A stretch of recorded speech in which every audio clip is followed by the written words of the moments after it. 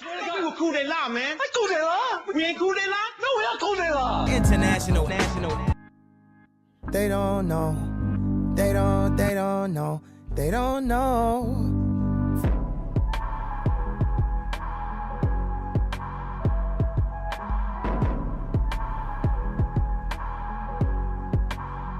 I'm a deadbeat cousin, I hate family reunions.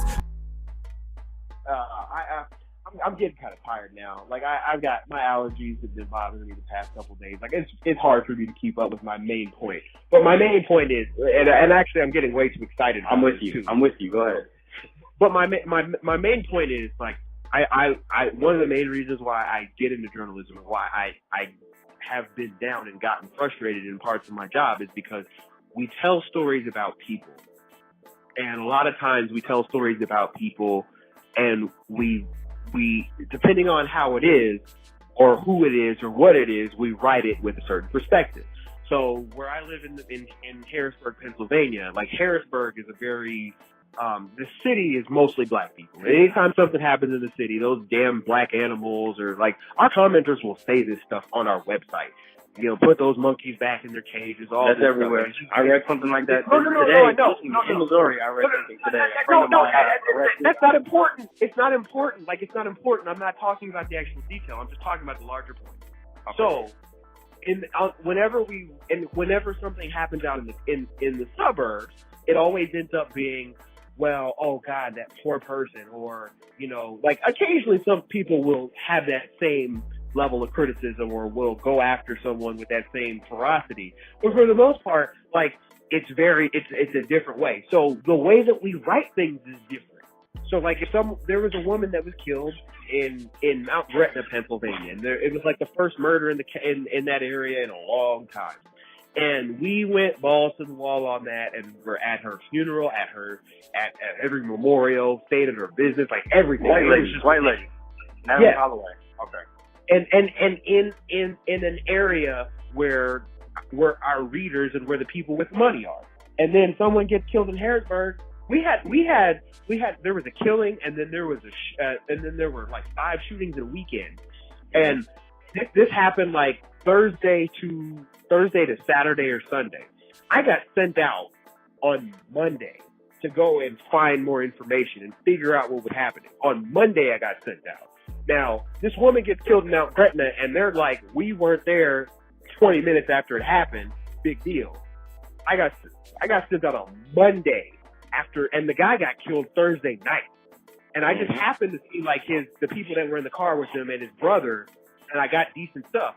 So and that's why I do it, because we're like the media specifically is conditioned to look at the certain people as insiders and other people as outsiders. So I would never ever do that. I mean, it's part of the thing that I really enjoy about working at Foot Action, to interact with people who, in some cases, I mean, I'll just put it out there point blank. Like whenever it was tax time or the first of the year, that's our peak season, because people get their tax money. What do? They buy Jordans. I had somebody literally come in with a rush card and try to buy 8 pairs of shoes. The rush card didn't work, and then he couldn't buy the shoes. Well, he was trying to flip like, that sounds reasonable. If you have a rush card, you should be hustling. And Jordan no. They were all the same size and picked out by him. No, he was trying to ball and he didn't have it. And maybe he just has bad credit. Maybe he's got cash. He got bad credit. Go ahead. I'm sorry. Yeah, but the point is like. There is a way that people look at things and look down on the things that black people do, and that's why I don't mean it. Like, I don't have a problem with people liking street culture, because it's just like the kids who fantasize and like love Sopranos or Scarface. Can't tell you how many people I know love Scarface. Beyond the fact that it's an awful movie, it's ridiculous. And it's like it has terrible messaging. Has terrible messaging. Like if you're even in a business person, like don't be Tony Montana. Yeah. At the end of the day, what's the difference between Scarface and Tupac? At the end of the day, and like we'll turn Tupac into a villain, but Scarface is like this guy that we should all strive. And like I can't. Everybody's house I went to in college had a Scarface poster. Okay. What message does that say? I don't mean it in a bad way. I don't mean it derogatory.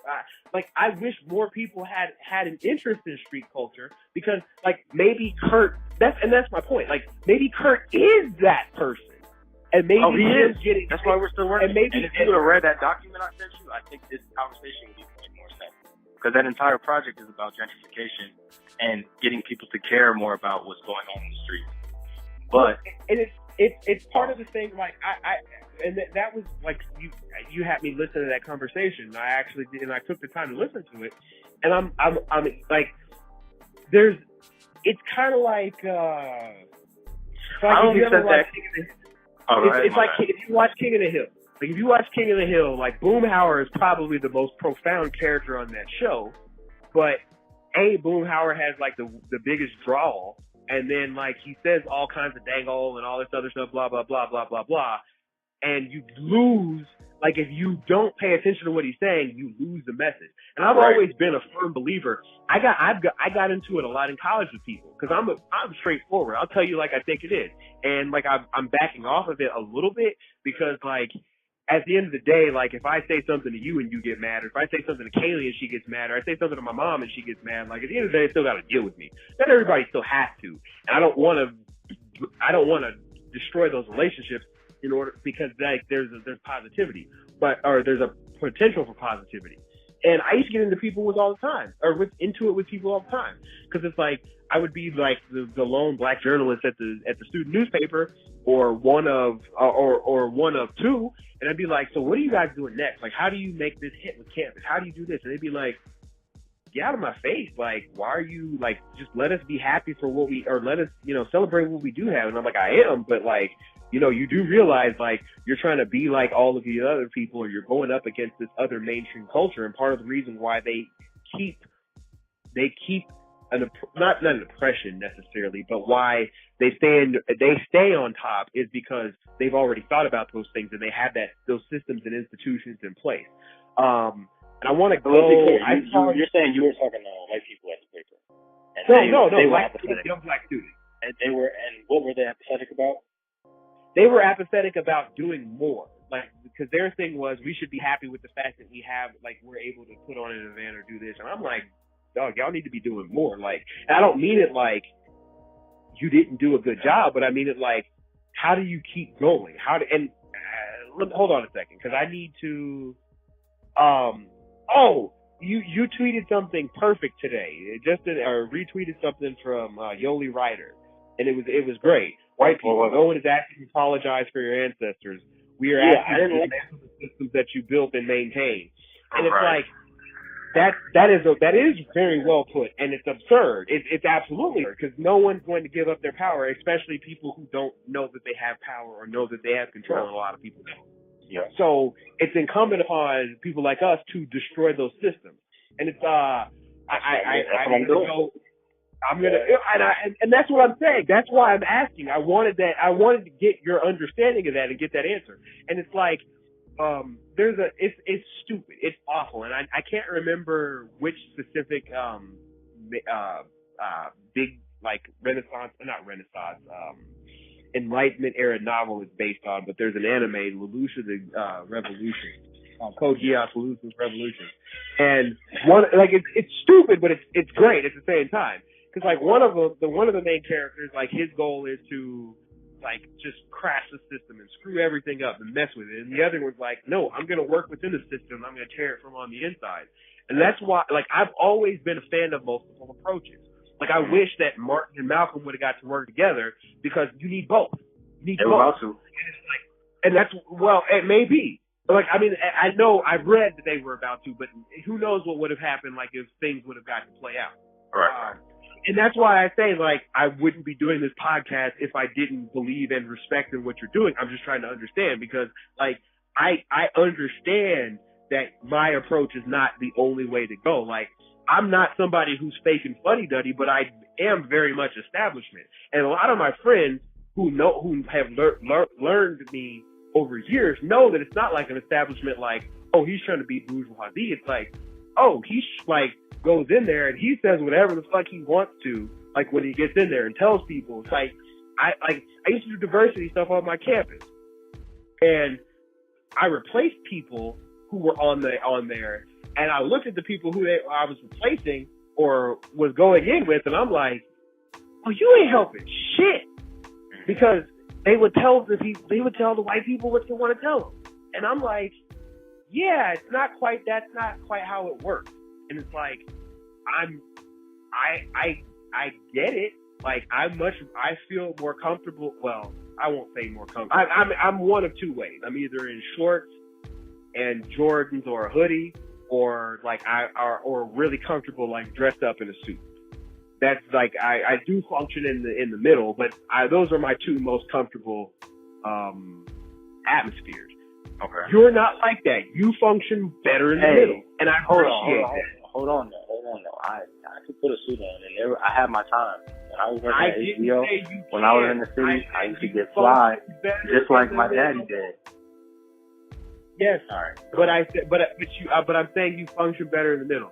The way I would describe it. So we went to Kaylee's graduation, and Cameron has nice clothes. Cameron left his nice clothes at home, and even his nice clothes, like, they're nice within the construct of this is stylish, or this is like something that someone not helped him buy, but it's like, it's a look that he was seeking, as opposed to like, pretty much anytime I put anything on, like if I'm trying to look good, it's not like if I put on a suit and tie and shoes and nice dress shoes, like, it's not like you can tell, like, oh, he did that himself, and that fits what he's doing. Not to say that you can't do it, but you just fit better in the middle. Like, you fit more, and that's why I even want to say street culture. Like, if we were to walk into a room at the same time, even with you being light skinned and me being dark skinned, you would probably fit in better with the street people. We could both walk through the bluff right now, and I would feel more comfortable with you. I know that for a fact. But I wouldn't. No, I wouldn't be uncomfortable. You would be better received. Those are two totally different things. Well, I think the reception would have to do with our approach with how we were walking in there. I think, and I've been there with certain friends who were not comfortable there, and I've been there with friends who were chilling.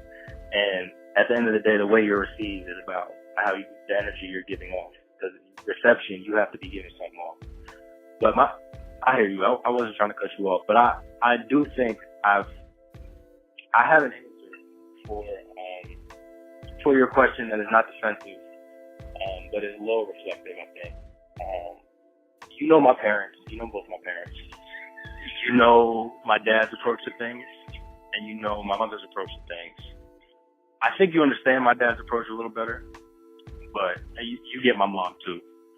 But both of them were very adamant about getting me and my sister into the establishment that you're talking about. And that's one of the reasons I didn't get to see the family as much as you did growing up, because it was like first of all, you know, my dad's work had something to do with it, but the priorities were placed on that.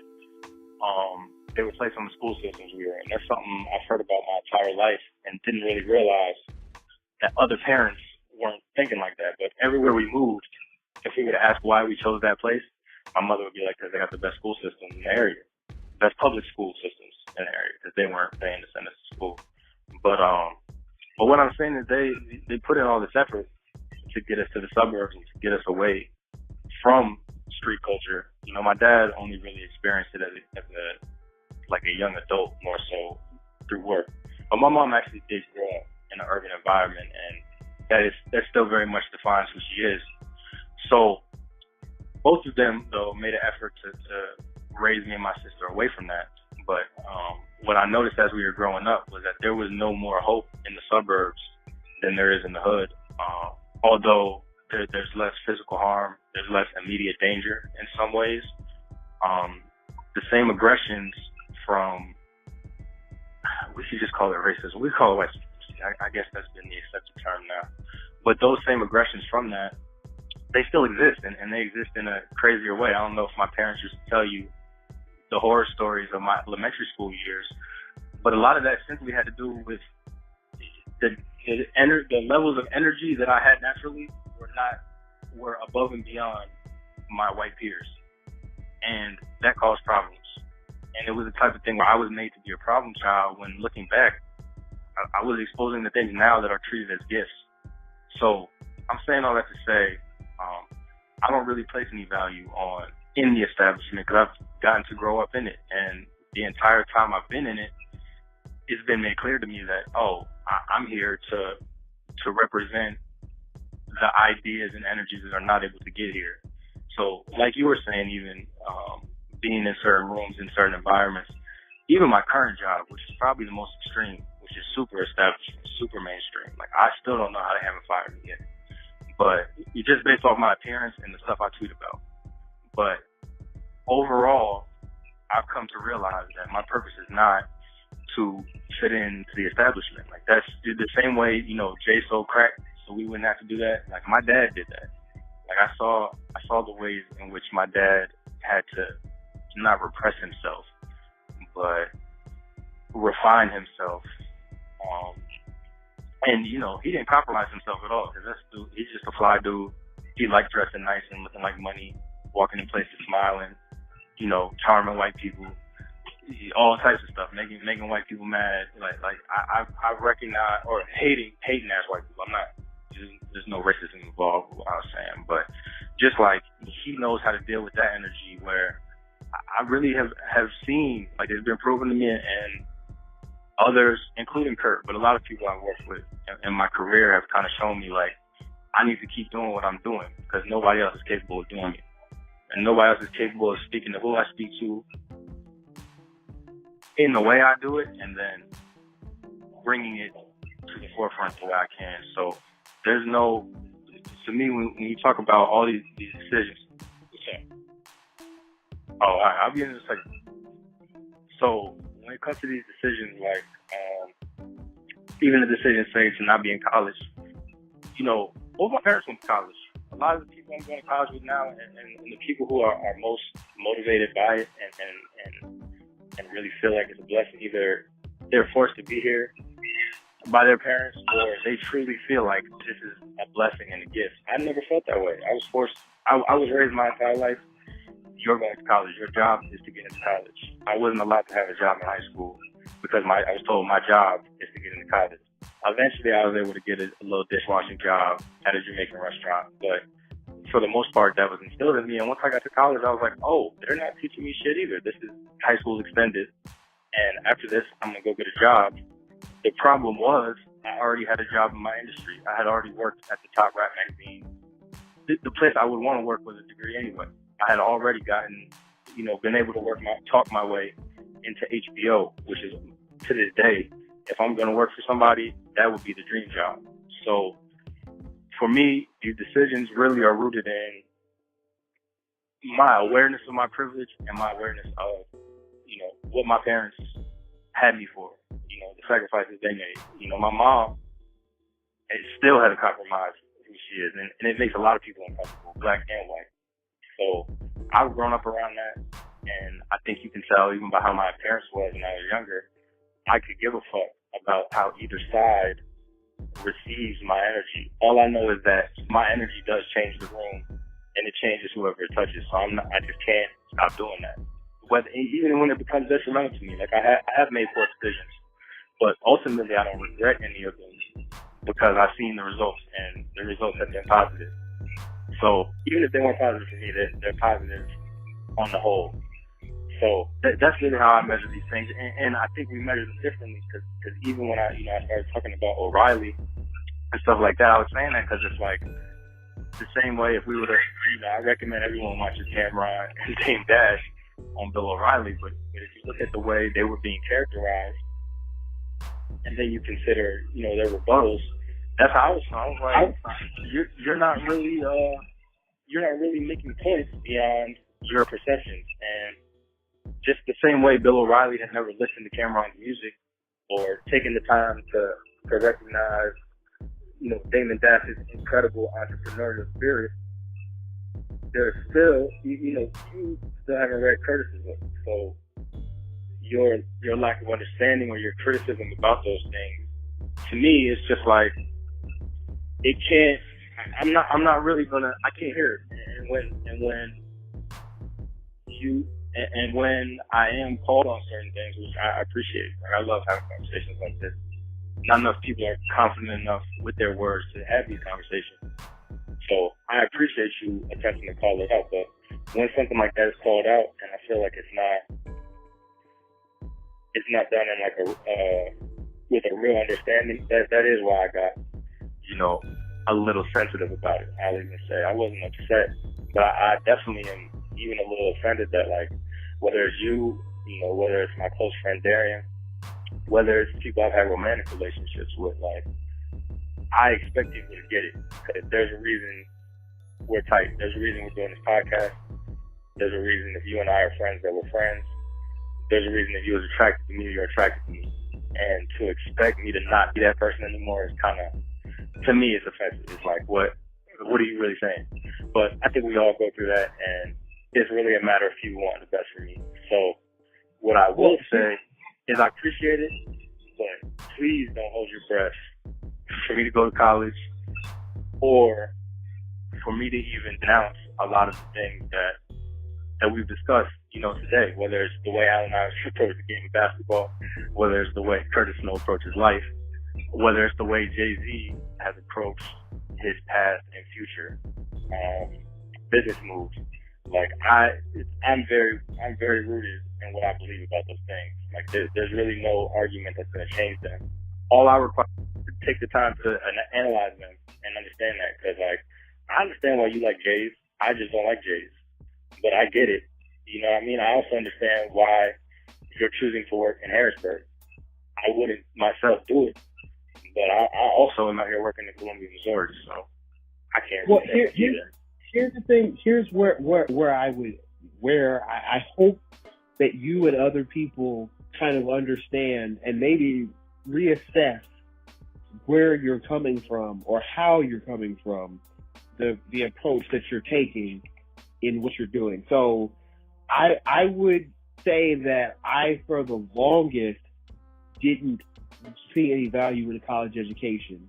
And even while I was doing it and started excelling and doing well, I didn't see it and value it. But once I was done, I was like, oh no, this certifies that I am able to do things, and it's something that I can take with me, certifiable, not just like, because not everyone's going to want to get you in a room. Not everyone is going to take the time to get to interview you or to get to know you or to take interest in what you are, or who you are, or what you're doing.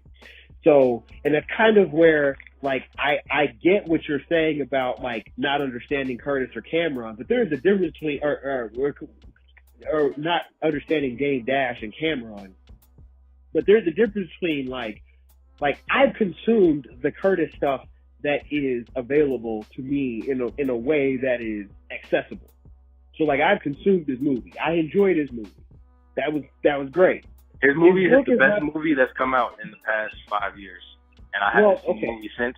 That I haven't seen a movie since that I would really put on the same level. I've been completely bored with Hollywood, and I've been completely bored. Hold on, let me finish my point. You're missing the point. We're missing the point. Completely bored with television, HBO included. Calvin, we're missing the point. The point is, I just wanted to make that point, but go ahead. That's fine. Okay. The point is, that is something like it to not know Damon Dash is a businessman. Cameron was one of the preeminent rappers in the game for quite some time. So Snow on the Bluff is the longest running movie on Netflix. In case you were about to act like he's not on the platform. No, I'm saying his book. I've consumed his movie. I enjoyed his movie. His book is not on that level. So for you to say I should have consumed this, I mean, maybe I should have consumed it on the level that, I'm doing it out of respect to you. But at the end of the day, it'd be like if I said you should watch this anime and you never watched it. It's like, okay, you didn't, there's a certain level. If I started coming at you about liking anime, and that, because I have stuff I've never been into, that would be one thing. It's funny because you and D are the two people I know who love, like, Dragon Ball Z and anime, and I have never even had an ounce of interest in that shit, like, at all. So what I'm saying is, I would never question that in you.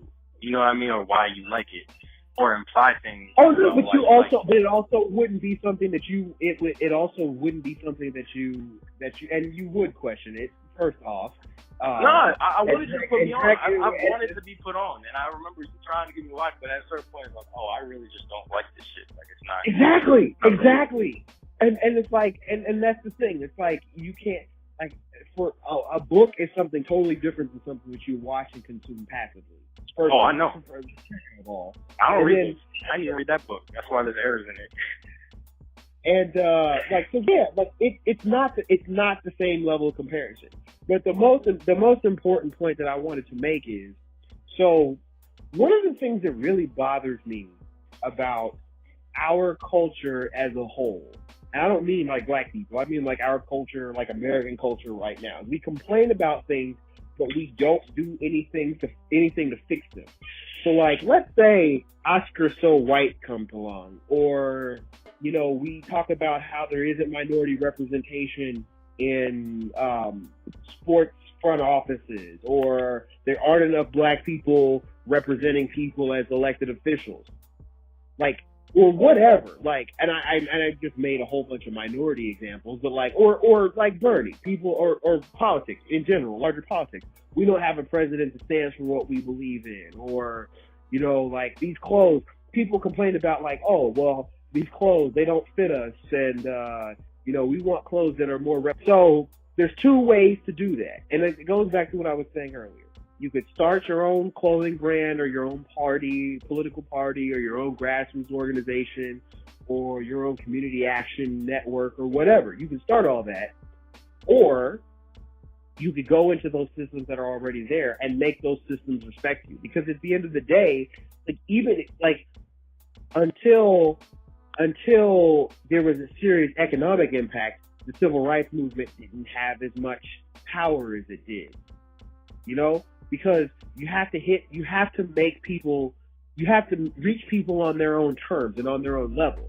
So, like, I'm not saying you specifically, but like, let's say people are like, oh, I'm a filmmaker and I don't want to make films that are marketable to the masses. I'm going to make films that are marketable to the people that I want them to be marketable to. Well, how do you ever expect people to respect those if you acknowledge that there's an implicit bias? How do you ever expect people to change their mind if you don't step into their world?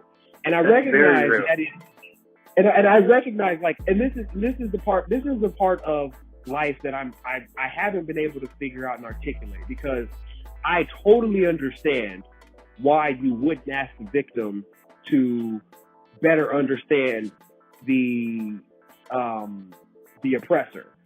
But on some level, because of the way that the problems are in this country, be they economic, racially, religiously, ethnically, whatever, those things, you have to take that approach almost. And I don't mean it like in a submissive way. I was listening to something over the weekend where nonviolence doesn't mean that you have to be a punk and turn the other cheek. Like, nonviolence can be a very strong and aggressive stance on its own. And it's like, we have to take approaches that are strong and aggressive, while also saying, like, and that's why I say, like, I'll go into a room and I'll say the stuff that people aren't going to say. And it's not like I'm this, like, I grew up okay, like, not well off, we weren't rich, but like, I grew up okay.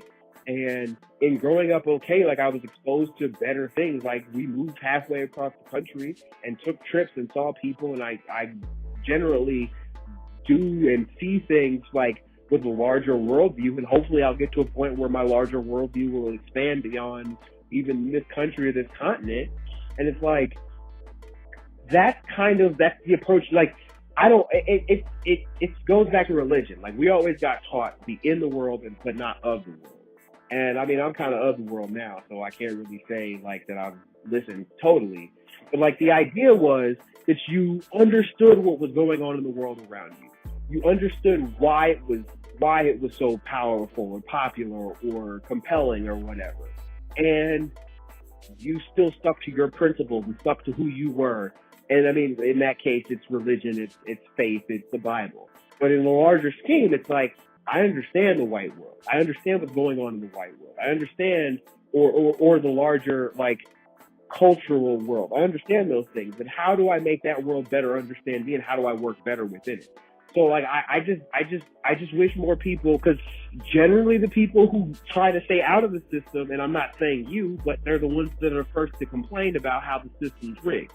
Well, you have to understand the system. You have to change the system and fix the system, or challenge the system. And I'm not saying that, and that's why I say not you specifically, because I think you are challenging the system. But I think a lot of people don't challenge the system in their approach. It's like, Stacey Dash was saying, well, if we got rid of the BET Awards, like, maybe people would respect it. No, Stacey, that's not how that works. We wouldn't have any awards on our own level, and then the Oscars would still be so white.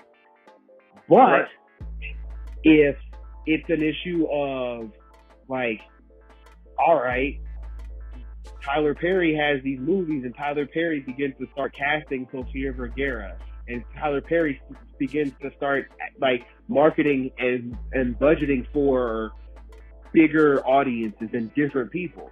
Yeah, it's still Tyler Perry, but he understands, like, how the heck else am I ever going to change it? And that's why I've always respected Tyler Perry and what he does.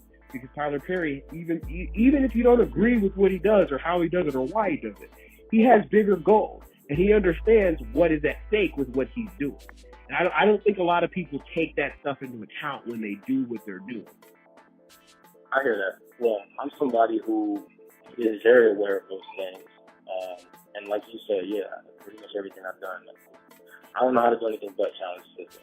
And I hope my upbringing makes that make sense. But I've really never been placed into a system that I fit into or that had ever seen anything or anyone like me. So it's kind of just my natural mode is, okay, I'm going to fuck this system up.